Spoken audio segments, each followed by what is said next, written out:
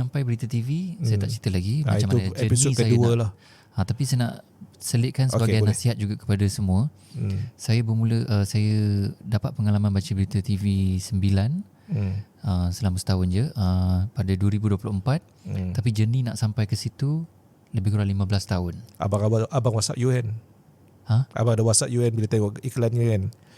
So, I'm happy to see you in the TV. So bila saya bermula dari zaman belajar dulu universiti, saya pergi audition bertahun-tahun. Setiap tahun biasanya kalau ada audition saya akan pergi.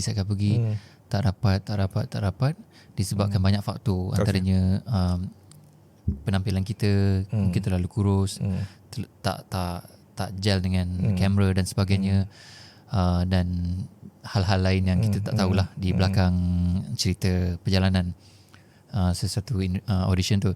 Dan saya pergi, alhamdulillah setiap kali pergi audition biasanya memang akan sampai ke final. Dan nak jadikan cerita, bertahun-tahun tu saya tak putus asa, saya tetap pergi sampailah tahun 2023 tu saya dapat lagi orang suruh hantar audition, hantar voice. Saya cakap okey saya hantar je email. Alhamdulillah dipanggil untuk sertai TV9. InsyaAllah kita akan jumpa lagi di sisi yang kedua.